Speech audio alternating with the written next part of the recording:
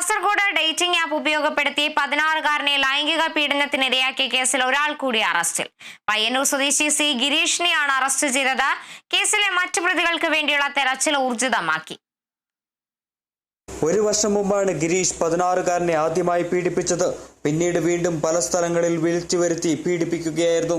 മറ്റൊരു പ്രതിയായ youth league നേതാവ് സിറാജുദ്ദീൻ ഇപ്പോഴും ഒളിവിൽ കഴിയുകയാണ്. കേസിൽ ഇതുവരെ 10 പേർ പിടിയിലായി.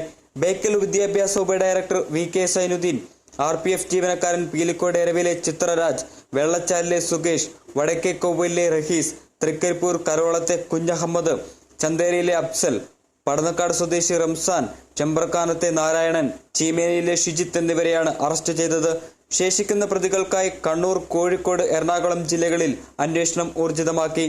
14 വയസ്സ് മുതൽ കുട്ടി പീഡനത്തിനിരയായെന്നും ഡേറ്റിംഗ് ആപ്പിൽ പ്രായപൂർത്തിയായെന്ന രേഖകൾ ആവശ്യമില്ലാത്തത് കുറ്റകൃത്യങ്ങൾക്ക് സാഹചര്യമൊരുക്കിയെന്നും ആപ്പിനെതിരെ നിയമ നടപടി സ്വീകരിക്കുന്ന കാര്യം പരിഗണനയിലാണെന്നും കാസർഗോഡ് ജില്ലാ പോലീസ് മേധാവി വിജയ് ഭാരതി റെഡ്ഡി പറഞ്ഞു. ഇങ്ങനത്തെ കാര്യങ്ങൾ കുട്ടികളെ അവോയ്ഡ് ചെയ്യാൻ വേണ്ടി ഏറ്റവും ഇമ്പോർട്ടൻ്റ് ആണ് പേരൻസിൻ്റെ ശ്രദ്ധ. കുട്ടികളുടെ ഓൺലൈൻ ബിഹേവിയർ എങ്ങനെ ഉണ്ടോ, പേരൻസിൻ്റെ ശ്രദ്ധ അതിൽ വളരെ ഇമ്പോർട്ടൻ്റ് ആണ്. അപ്പോൾ ഓൺലൈൻ പോകുമ്പോൾ കുട്ടി ഒരു ടാർഗറ്റ് തന്നെയാണ്.